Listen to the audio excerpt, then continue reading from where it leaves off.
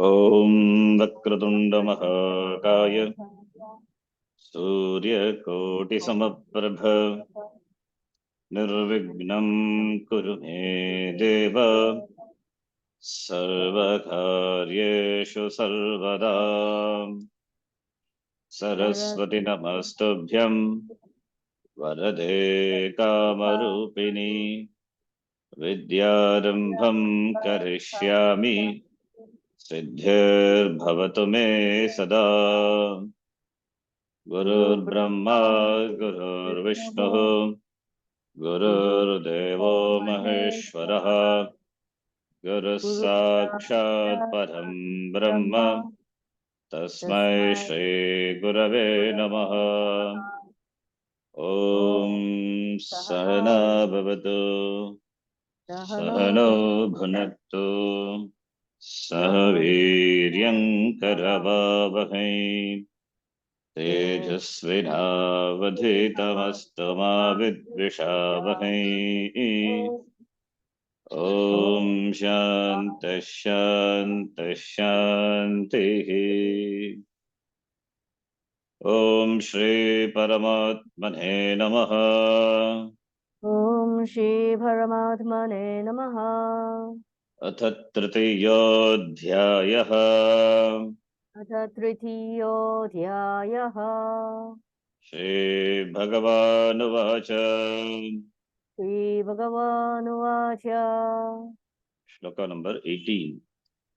नैव तस्य कृतेनार्थः नैव तस्य कृतेनार्थः न कृतेनेह कश्चन न कृतेनेह कश्चन न चास्य सर्वभूतेषु न चास्य सर्वभूतेषु कश्चिदर्थव्यपाश्रयः कश्चिदर्थव्यपाश्रयः तस्य कृतेन अर्थः न अकृतेनः कश्चन न अस्य कश्चित् अर्थव्यपाश्रयः सर्वभूतेषु न. That is, tasya referring to the person who is atmatruptaha, atmasantushtaha, atmaratihi. For him, there is no goal or no purpose, for doing an action or not doing. Because doing, not going to gain anything, because he has already gained that which is to be gained in and through all the purushartha. Above that, there is nothing to be gained. Freedom he has gained. By not doing, will he get papam? No, that also not there. Because by not doing, you don't get papam. That argument is called pratyavaya argument. That is, by not doing, one may get papam. It is not. That argument, Vashakara, it dismisses. An important argument. There are certain karmas like Sandhya Vandanadi karma, Nitya karma, Sandhya Vandanadi, Agnihotra karma. These karmas have to be done regularly, daily. If you don't do, they argue the Purva Pakshi will get papam.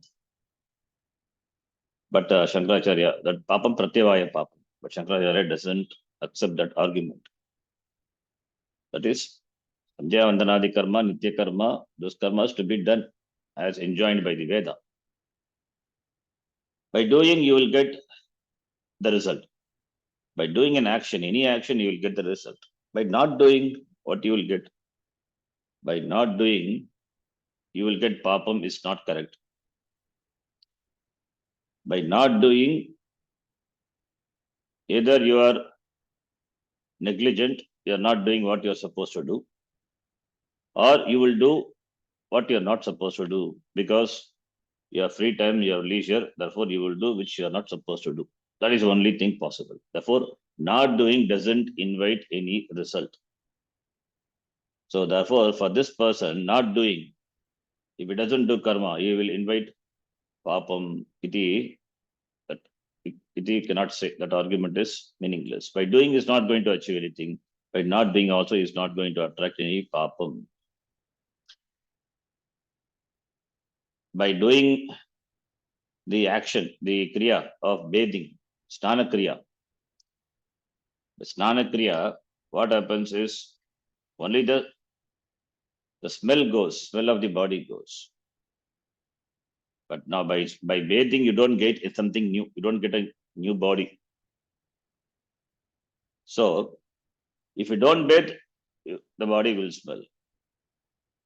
So therefore, by bathing, you are cleaning the body. That's all. So bathing is for the purpose of cleaning, cleansing the body, keeping the body neat and clean. That's all. And keeping the body free from smelling, stinking. So you are not going to gain anything new by bathing. You're not going to gain any new body. If you don't do, the body will smell. That is a bathing. So therefore, bathing as well as breathing, all those such actions are there. Not doing which, in Vyavahara itself, there are no results. Not doing it doesn't have any result. May say not doing Snana Kriya, the body smells. It is not because of not doing. It is because of the sweat the body smells, not because of not bathing. So bathing is only to prevent the body from smelling. Just an example, bathing or any example you can take. In Vyavahara itself, therefore, there are karmas. We can give many karmas as an example, as Swamiji gave in the breathing. So not doing doesn't give any result, any palam. Doing only invites papam, punyam, depending on the karma, how you do the karma, depending on the karma, whether it is papa karma or punya karma. So this person, Jnani, doesn't have to do anything because he has already achieved the goal. Therefore, there is nothing to be done. Tasya karyam na vidyate. By not doing is not, it doesn't invite papam. Nor does it depend on any thing, any being for any or any object. Kashchit artha vyapashaya doesn't have dependency for anything on any being. If he is free, he has discovered the freedom. So where there is freedom, there is knowledge. Where there is knowledge, there is no doership. Therefore, doership and knowledge do not coexist. Kartrutvam and jnanam cannot coexist. Why? Because kartrutvam represents ajnanam, akartrutvam, akarta bhokta, that represents jnanam. Therefore, doership and the jnanam cannot coexist. Doership is samsara, knowledge is freedom. Therefore, how can they coexist? So let us read from here. Behind a murder or any other crime, there is a small person, an ahankara, ego. A person who knows himself or herself to be fullness, purnaha, cannot commit a crime. Crime is only possible when there is fear, greed, anger, and so on, all of which the wise person has already taken care of. A criminal act cannot coexist along with the knowledge that I am the whole. He cannot commit a crime. Not possible. To do an action, he has to see the second. So for this person, how can there be action and what to talk about the crime? So for a person to commit a crime, there has to be the notion, I must do this, or that's so that I can be somebody. There is some motive, some goal to be achieved. Such a notion implies an ajnani, because there is something to be gained. Therefore, kartrutvam is there, is an ajnani. And it's not there for a jnani. This notion is not there for a jnani. It's nothing to be achieved by this karma. Therefore, which is why it is said that the jnani is above dharma and adharma, right and wrong, do's and don'ts. Dharma cannot bind the jnani. Adharma also cannot bind the jnani. Doing cannot bind the jnani. Not doing also cannot bind the jnani. Therefore, it's above dharma, adharma. Doesn't mean he will do the adharma. Is dharma, dharma, titaha. Therefore, nothing can bind him. There is no doing or not doing for the jnani in the sense that the person knows that he or she is not the doer. And when there is nothing for the jnani to do, tasya karyam na vidyate, because there is no sense of doership. Therefore, only tasya karyam na vidyate. What is there that he or she cannot do? So there is no sense of doership. Therefore, jnani doesn't have anything to do. Not that he or she cannot do. He doesn't have. Jnani is not dependent on anything or anyone, even from Brahmaji downwards, including all beings that exist anywhere. When you say Indraya Swaha, in the Homa they say, offer Aguti, Indraya Swaha, unto Indra idam namama, Indraya idam namama, unto Indra I offer this oblation. The god Indra becomes a basis for gaining something, some strength, some money, health, power, purification of the mind. That karma through which the Indra Devata is pleased by offering, and in turn you get certain results. You ask for certain things, and therefore you do the karma. Some purpose is that. Some purpose. Kaschit artha vyapashriyaha. Some purpose is served. For example, you can say that you are performing this karma for the sake of knowledge, for the sake of dispassion, vairagya. This is what we do in the Sankalpa. Mamopata samasta duritakshaydvara Shri Parameshwara Prityartam. Then Sarva Rishta Nivrityartam. Sarva Mangalya Vastu Siddhyartam. Mangalita Praptyartam. Ishtavasu Siddhyartam. Like that. So the some purpose is mentioned, the Sankalpa. In order for this passion and knowledge to grow in you, you are offering this prayer. Similarly, you can ask Vairagya Siddhyartam, Viveka Praptyartam, Jnana Siddhyartam, iti. So therefore you are offering this prayer. In Kamya Karma, you ask for money, you ask for house, etc. Whereas if you are a Mumukshu, you will ask for Vairagyam, you will ask for knowledge in the Sankalpa, and therefore you offer prayer. This is all well and good, but it is still Artha Vyapashraya. But it is still Artha Vyapashraya. You are doing something, expecting something. That is called Artha Vyapashraya. There is some Devata to whom you offer the prayer. A petition may also be extended to Ishvara, to a Devata, or to a local village official, the person to whom the petition is offered, being Artha Vyapashraya. That is the person to whom the prayer is offered, is Artha Vyapashraya. Therefore, Artha Vyapashraya, na. This person doesn't have Artha Vyapashraya, doesn't have dependency on any being. Even they doesn't want any being, Devata, Ishvara, for anything whatsoever. If I perform an action in order to accomplish something, then that because of which I perform the action also becomes Artha Vyapashraya. But Krishna said there is no Artha Vyapashraya for whatsoever for a wise person. He or she cannot say, I'm doing this karma, I'm invoking Ishvara for the purpose of gaining knowledge, because the knowledge has already been gained. For the Jnani, there is no Ishvara other than Atma. All that is there is Ishvara. And Ishvara has already done everything that is to be done. He has paid off all the person's prayers in the form of Jnanam. This is why the person is called a Jnani. This is what we mean by moksha. Therefore, amongst all the beings and things, there is nothing upon which a Jnani depends for anything. No one is going to contribute to his or her betterment. No one is going to affect the Jnani's fullness in any way. And the fullness that the Jnani knows himself or herself to be is not dependent upon anything. It is oneself, and everything else also is oneself only. Therefore, Kaschidartha Vyapashraya na tasya jnaninaha. Then the next shloka we will read.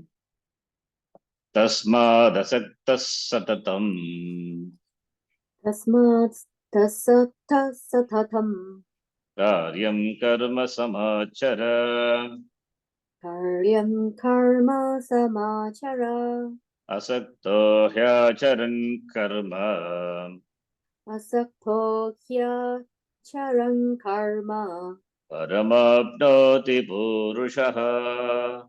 paramapnoti purushaha. Tasmad, therefore, big therefore. That is, therefore, since Jnani is so, if you want to become like him, like a Jnani who doesn't have dependency on anything on any being for anything, therefore, if you want to enjoy the freedom, the fullness, the completeness, adequacy, therefore, hey Arjuna, yes, Sambodhan not there because it's Upadesha to Arjuna. Hey Arjuna, asaktaha san karyam karma samachara satatam always. You also always perform karma, not being attached to the karma. Why? Because doing karma, not attached, by that the person gains the ultimate. Param apnoti, gain the highest.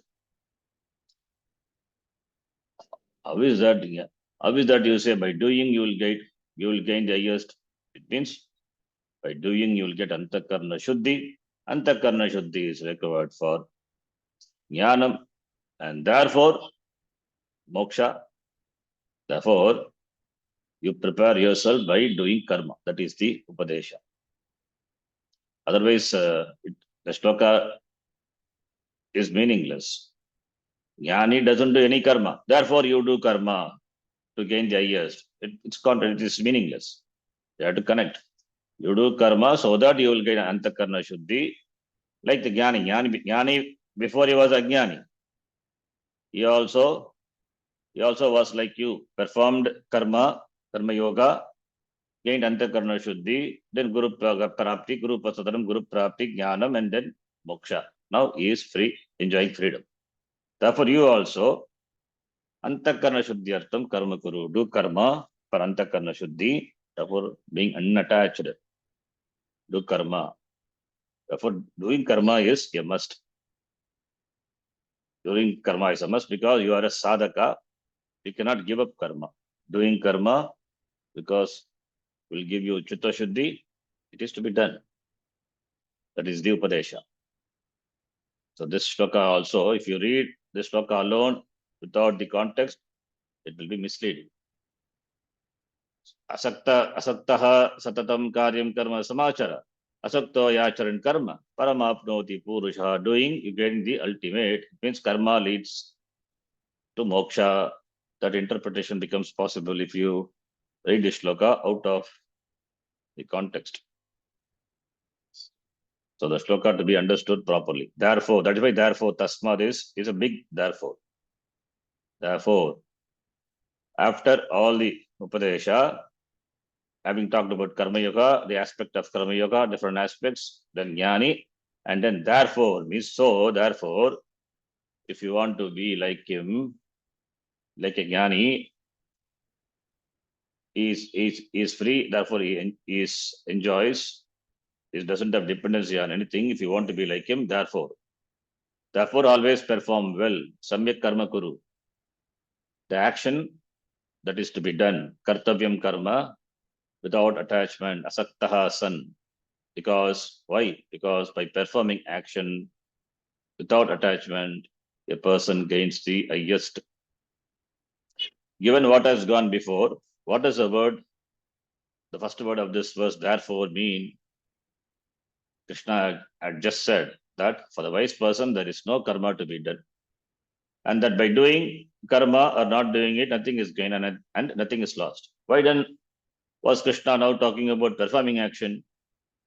Arjuna had expected him to say, therefore, Arjuna, don't do anything. Don't do the yuddha also, because it's an action, karma, Gora yuddha, terrible action. Therefore, don't do. This is what Arjuna would have expected Krishna to say, but did not say that. But could Krishna really could have said such a thing? No. It is true that he had already established that knowledge could not be gained by doing or not doing. That is already told. For jnanam, karma cannot be the means. For moksha, karma cannot be the means. It is indirect means, not direct means. Pursue knowledge, he told. Krishna said. But then, what is to be done? Please do it. This seemingly contradictory statement. That is, jnanam cannot be gained by karma. Therefore, you do karma. Contradictory. This seemingly contradictory statement was based on the fact that if knowledge is already there, there is nothing for you to do. But until that knowledge takes place, do whatever is to be done by you. Therefore, the word therefore is to be connected to the topic ending with the 19th shloka. So, therefore, it's a very big therefore, karma kuru. Karma is a sadhanam. It is a preparatory means for jnanam.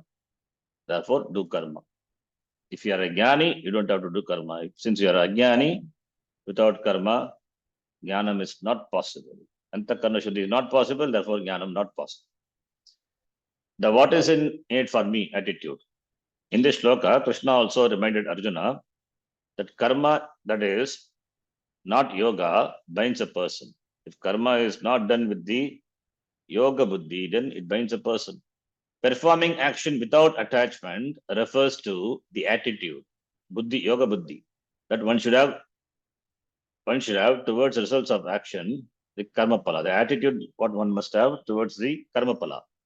A vulture flying in the sky looks as though it is just gliding along, enjoying the flight, but in fact, its eyes and beak are always directed downwards so as not to miss some dead rat or other prey to swoop down upon. No matter how high it soars, a vulture's eye are always on the prey. Thus, the expression vulturous. This is a famous quote of Sri Ramakrishna Paramahamsa, talking about the people, mean-minded people. They fly high, but their eyes are always on the petty things. People are said to have a vulturous attitude. When they think that anything they do should bring them something, they don't do anything without any purpose, result. They expect something from that. But because this attitude is so prevalent, people sometimes find it very difficult to understand a person who does things without expecting anything in return. One's likes and dislikes need not constantly dictate one's action. Dharma and adharma can as well dictate them. That is the difference. Only a karmi is dictated by raga dvesha, whereas a karma yogi is dictated by dharma and adharma. Therefore, that is the meaning. Asaktaha means not dictated by raga dvesha. Don't do karma, action not dictated by raga dvesha. Do karma as dictated by dharma, adharma, as keeping with dharma. Avoiding adharma, adhering to dharma, do. That is what the asaktaha means. Unattached. The real meaning of the word unattached is often, again, is another misinterpreted word. Unattachment, detachment. Detachment means doing karma not dictated by ragadvesha, not coming under the influence of ragadvesha and doing karma. That is called detachment or unattachment. It means doing karma in keeping with dharma. Dharma, adharma dictate. What dharma says, the person does. If it is adharma, the person will not do. So doing karma, which is in keeping with dharma, and refraining from those actions which are adharma. So dharma and dharma alone dictate the person, karma yogi. Thus Krishna said to Arjuna, what is to be done, please do. In keeping with your varna and ashrama or the stage of life, whatever to be done, our situation, whatever is to be done, we have to do it. That is dharma. Let not raga dvesha dictate your karma. That is called detachment or unattachment. Through karma yoga alone, you can gain antakarna shuddhi that leads to steadfastness in the knowledge. Only then can you revel in the Atma. Knowledge itself requires no action. It will take care of itself. This then is what Krishna meant when he said to pursue. Then he said to either pursue knowledge while doing karma or take to the life of sannyasa. That this choice is there without question, but the end is same for both. Lokesmim Dvida Anishta Pura Prokta Mayanaha Jnana Yogena Sankyanam Karma Yogena Yoginam. The end is common. The lifestyles may be different, but the end is Jnanam. Which one is most appropriate for you is all that matters. You choose. If you choose the one that is more appropriate for you, you will be the gainer. If you choose sannyasa and it is not appropriate for you, the life of a sannyasa will not bear the fruits that you expect. In Krishna's view, Karma Yoga was exactly what Arjuna was fit for. Thus, he tells him to continue doing Karma Yoga and also to pursue knowledge. Not until 18th chapter of Gita had been taught by Krishna did Arjuna finally say, I'm going to do what is to be done. He then started the fight and finished it. So Arjuna is going to ask more questions in the following chapters. This will continue up to the 18th chapter. Then only, after that only 18th chapter only, he will get up and he'll fight. By the time the Pandavas had become victorious, a lot of people had been lost. Arjuna's son Abhimanyu, Draupadi's 5 sons, then Bhishma, Drona, Duryodhana, and all his brothers, Karna, and so many others. Thus, a lot of destruction had been done, and Arjuna was very sad. He didn't ask Krishna to teach him again. This is after the Mahabharata. After the Mahabharata Yuddha. Again, Arjuna asked Krishna to teach him. Arjuna might have said something like that before the war began long ago. Before all the fireworks, we had a dialogue. It was very wonderful. You taught me Gita. Please teach me again because I have forgotten the words. Perhaps the message is with me, but still the words are gone. Krishna replied that although he could not repeat the teaching verbatim, he could go over what he had taught him previously. Thus, there is one more Gita called Uttara Gita, meaning a subsequent Gita. Another Gita. This is after Mahabharata Yuddha. That is small compared to Gita. There, Uttara Gita, another famous Gita, but there Krishna did not elaborate as he had done in Bhagavad Gita. Krishna knew that he had to gain this knowledge. So why is Swamiji mentions here? It's because Arjuna, all the way, I mean, 18 chapters he was listening to Bhagavan Krishna, and after the war also again he has done. He was having doubts. He was having interest and a lot of questions, and he again wanted to listen to the teaching. So for clarity. So therefore, Arjuna knew that he had to gain this knowledge. In his present circumstances, in the middle of the battlefield, he could only listen. There was no time for him to do a thorough analysis and reflect on everything Krishna was telling him. Therefore, it was something he had to work out. This was why Krishna told him that he should continue to do karma and gain knowledge in the process. The Shastra says that one should do what has to be done with the mind free from the hold of likes and dislikes with reference to the results of one's actions. When one performs action in this way, the mind becomes purified. Only when the mind is prepared can knowledge take place. And through the knowledge, one gains moksha. You will find this point consistently reiterated by Shankaracharya in his Bhashya. Karma Yoga or any other yoga doesn't directly produce moksha, as we have seen. To think otherwise is not to understand. Simple. First, the mind is to be prepared through Karma Yoga, and then the knowledge can take place. So repeatedly say the same thing. Bhashyakara also repeatedly say the same thing. There is no Jnana Karma Samuchaya. So the Antakarna Shuddhi, that is, the mind has to be free from Ragadvesha. Therefore, karma to be done, not dictated by Ragadvesha. So whatever the results come, that is why accepted gracefully. Karma done without Ragadvesha, therefore Ishvararpana Buddhi, and whatever the results come, that is accepted gracefully, Prasada Buddhi. So all this done for Chitta Shuddhi, and then only knowledge can take place. There is an order here, Krama. Karma Yoga gives Chitta Shuddhi, the only in the mind which is relatively pure, knowledge can take place, and therefore moksha. Therefore, karma order is here, and it is his order Krishna was describing in this shloka. Then he continued the next shloka, we will see tomorrow. Om Purnamadav Purnamidam Purnat Purnamudachyate Purnasya Purnamadhaya Purnameva Vashishyate. Om Om Shanti Shanti Shanti Shanti Shanti. Shanti. Harihi Om Shri Shri Gurubhyo Guru Namaha. Namaha. Harihi Harihi Om. Om. Dhanyavadaha. Dhanyavadaha.